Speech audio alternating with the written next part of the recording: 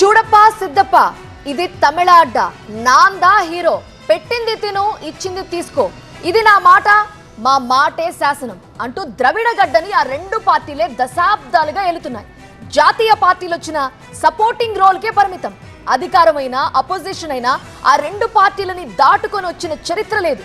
ఇప్పుడైనా అపోజిషన్ మారుతుందా? కొత్త నీరు కొత్త శకం లిఖిస్తుందా?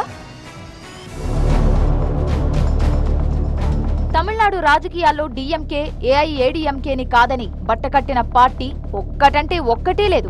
ఎన్నో పార్టీలు పుట్టుకొచ్చాయి. కానీ డీఎంకే ఏఐడీఎంకేను దాటి ఒక్క ఇంచు కూడా కదలలేదు. ఇప్పుడు కూడా అదే సంప్రదాయం. జాతీయ స్థాయిలో తిరిగే లేదు, తగ్గేదే లేదు అంటున్న పార్టీలు కూడా తమిళగడ్డపై అంతేగా అనాల్సిన పరిస్థితి.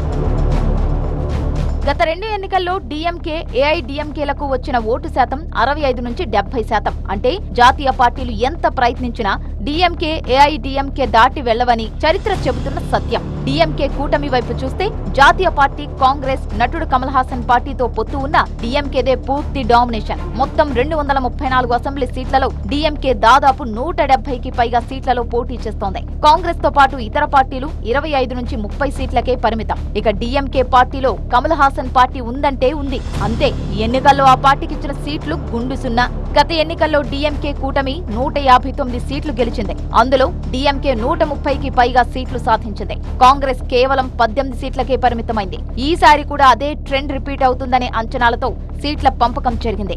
ఏఐఏడీఎంకే కూటమి వైపు వస్తే ఏఐఏడీఎంకే కూడా అదే స్ట్రాటజీ ఫాలో అవుతోంది. జాతీయ స్థాయిలో బీజేపీ డామినేషన్ కనిపిస్తున్నా తమిళనాడులో మాత్రం ఏఐడీఎంకేదే పెత్తనం. మొత్తం సీట్లలో 160 నుంచి 170 మధ్య ఏఐఏడీఎంకే స్వయంగా పోటీ చేయాలని నిర్ణయించింది. బీజేపీకి సుమారు 20 నుంచి 25 సీట్లు మాత్రమే కేటాయించింది. మిగిలినవి చిన్న పార్టీలకు కేటాయించింది. ఇక్కడ గమనించాల్సిన విషయం, బీజేపీకి ఎక్కువ సీట్లు ఇవ్వకుండా మొత్తం తన కంట్రోల్లోనే ఉంచుకోవడం.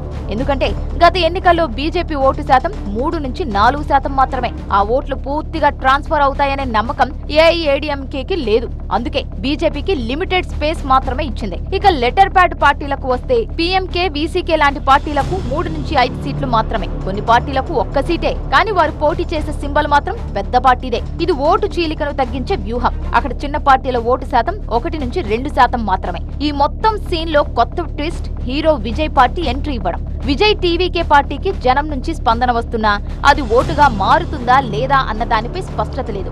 ఎందుకంటే ఇప్పటి వరకు తొలిసారి ఎన్నికల్లో పోటీ చేసిన పార్టీకి 5%కి మించి రాలేదు. ఇప్పుడు అదే ట్రెండ్ కొనసాగకపోయినా విజయ్ టీవీకే అధికారం సొంతం చేసుకునేంత శక్తి ప్రస్తుతానికైతే లేదంటున్నాయి చాలా సర్వేలు. టీవీకే పార్టీతో యువ ఓటు బ్యాంక్ లో చీలిక వస్తే ఫలితాలపై ప్రభావం పడే అవకాశం ఉంది.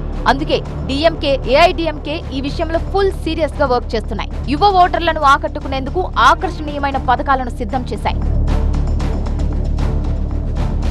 సో ఎన్నికల్లో డీఎంకే, ఏఐఏడీఎంకే రెండు ఒకటే స్ట్రాటజీని ఫాలో అవుతున్నాయి. ఓట్లు చీలిపోవడం జరిగితే ప్రధానంగా తమకు నష్టం అవుతుందని అర్థం చేసుకున్నాయి. అందుకే సీట్ల పంపకాల్లో కఠిన నిర్ణయాలు తీసుకుంటున్నాయి. కాంగ్రెస్ కి తక్కువ సీట్లు ఇవ్వడం, బీజేపీని నియంత్రించడం అన్ని ఆ రెండు పార్టీల పొలిటికల్ ఈక్వేషన్లలో భాగమే. డీఎంకే బలంగా ఉన్న ప్రాంతంలో, గత ఎన్నికల్లో గెలిచిన ప్రాంతాల్లో మళ్లీ తమ అభ్యర్థులనే నిలబెడుతోంది. కాంగ్రెస్ కి కేవలం అవసరమైన చోట్ల మాత్రమే అవకాశాలిస్తోంది. ఇటు ఏఐఏడీఎంకే కూడా ఇదే ఫార్ములాతో ముందుకు వెళ్తోంది.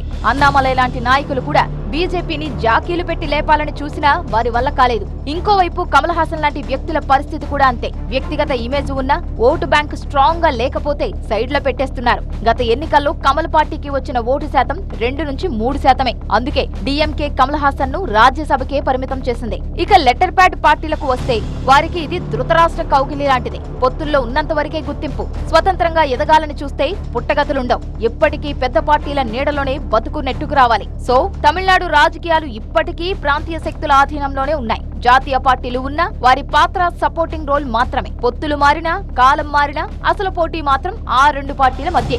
ఓటర్ల మైండ్ సెట్ కూడా అదే చెబుతోంది.